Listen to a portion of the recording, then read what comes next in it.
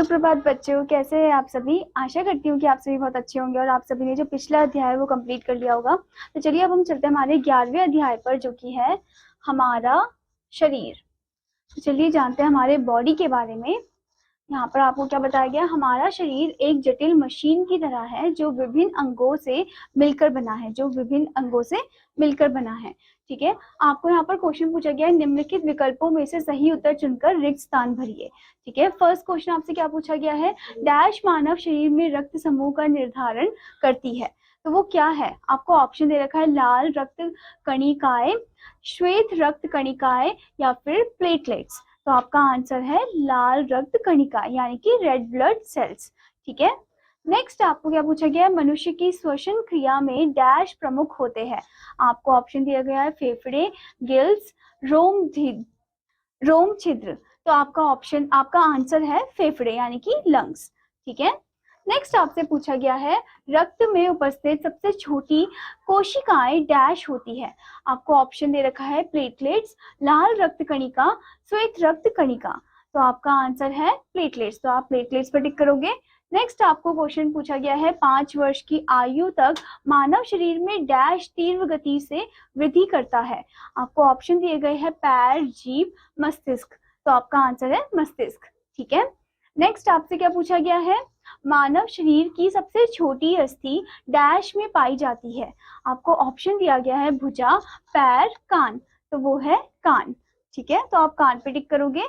Next आपसे क्या पूछा गया है, भोजन से प्राप्त ऊर्जा डैश में मापी जाती है। किस में मापी जाती है, ऑप्शन दे रखा है आपको, वोल्ट, कैलोरी, हर्ट्ज। तो आपका आंसर है कैलोरी, तो आप कैलोरी पे टिक करोगे। नेक्स्ट आपसे पूछा गया है, टेटनस का दूसरा नाम डैश है। आपको ऑप्शन दिए गए हैं, लॉक्सा, आपको ऑप्शन दिए गए हैं, लॉकजो, हाइड्रोफोबिया, रेबीज। तो आपका आंसर है लॉकजो, ओके। नेक्स्ट आपसे पूछा गया है, संवेदी अंग मस्तिष्क के डैश भाग से जुड़े होते हैं। आपको ऑप्शन दिए गए हैं, ब्रेन स्ट्रीम, मध्य मस्तिष्क या फिर प्रमस्तिष्क। तो आप लिखोगे, आप टिक करोगे प्रमस्तिष्क में, तो आप टिक करोगे प्रमस्तिष्क में, ठीक है। नेक्स्ट आपसे पूछा गया है, डैश मॉड्यूला ऑब्लोंगटा से बना होता है। आपको ऑप्शन दिए गए हैं, हृदय, यकृत, मस्तिष्क। तो आपका आंसर है मस्तिष्क, ठीक है। नेक्स्ट आपसे पूछा गया है, दांत जो भोजन को काटने का काम करते हैं डैश कहलाते हैं। आपको ऑप्शन दिया गया है, मोलर, कैनाइन, इंसाइजर। तो आप टिक करोगे इंसाइजर में, ठीक है। नेक्स्ट आपसे क्या पूछा गया है, पेशियां कार्य करने के लिए ऊर्जा डैश से प्राप्त करती है। आपको ऑप्शन दे रखे हैं, गैस, हाइड्रोकार्बन या फिर ग्लूकोज। तो आप टिक करोगे ग्लूकोज पे, ओके।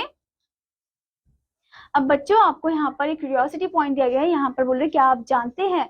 तो यहाँ पर बता रहे हैं आपको कि वयस्क मनुष्य के शरीर में हड्डियों की कुल संख्या 206 होती है, जबकि बाल्यावस्था में यह संख्या 208 से 300 तक होती है।